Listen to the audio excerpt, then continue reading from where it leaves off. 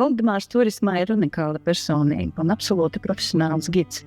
Mēs, kolēģi, viņu mēdzam līdzināt ar tādu kā stāstu lādi, kur katrā atvilknē ir atrodams tāds turistiem saistošs stāsts, vēsturisks fakts vai kāda sižets no viņa personīgās gida pieredzes. Vienmēr viņa ekskursija ir ceļojums ne tikai telpā, bet arī dziļš un saturīgs ceļojums laikā, kultūrā un vēsturē.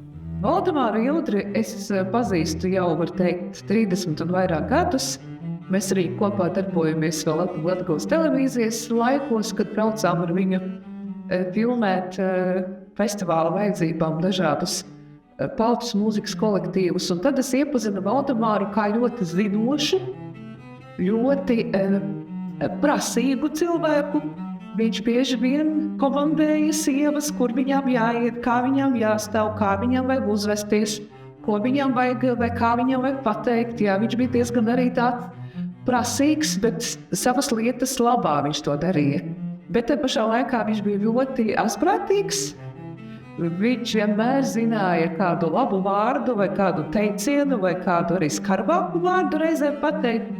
Un kā viņu varēja raksturot kā turismu profesionāli, ja mēs ar viņu braucām pa jebkuriem Latgales ceļiem, vai tie būtu mazāki vai lielāki ceļi, viņš vienmēr zināja par šo māju, par šo taciņu, par šo baznīcu, par šo kultūras iestādi vai kādu citu objektu. Viņam ir stāsti par visu, ko viņš redz savā priekšā. Tā kā faktiski Latgale un Valdemārs un zināšanas par Latgali ir, no Valdemārs ir vācelīte un enciklopēdija. Es ļoti novēlētu Valdemāram, lai viņš šīs zināšanas pieraksta, nodot citiem, lai tas nepazūd, jo viņam tik tiešām ir ļoti, ļoti pakārtīgas zināšanas un informācija par dažādām gan turisma vietām, gan vienkārši vietām Latgalē. Valdemārs ir cilvēks, bez kura ir grūti iedomāties Rēzekni. Viņš ir tāda kā Rēzeknes dvēsele. Valdemārs piedod pilsētai cilvēcīgu seju, prezentējot to pilsētas viesiem, bet mums, nezināmajai Rēzeknei, Valdemārs ir bezgalīgs zināšanu avots, no kura mēs nenogurstam smelt. Valdemāra lasītās lekcijas mums ir vienas no visapmeklētākajām, jo katrs rēzeknietis zina, ka tās zināšanas, ar kurām dalās Valdemārs, nebūs pierakstītas nevienā grāmatā, un tas, kā viņš pasniedz informāciju, liek katram no mums iznākt no lekcijas kā mazliet labākam cilvēkam.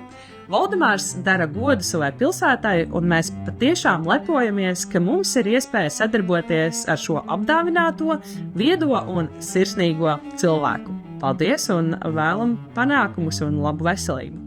Mani sauc Valdemārs. Protams, ka es ekskursiju vadītājs biju ļoti sen, pat padomu laikā vēl strādāju un atmodas laikā un mūsdienās, bet sinagogā būs jau 10 gadi, starp citu februārī, kopš sinagoga restaurēta, un es esmu šeit ekskursiju vadītājs, un pa šo laiku ir vairāk kā 40,000 turisti bijuši, un tie ir ļoti dažādi un interesanti cilvēki, ne tikai no Latvijas, bet arī no citām valstīm.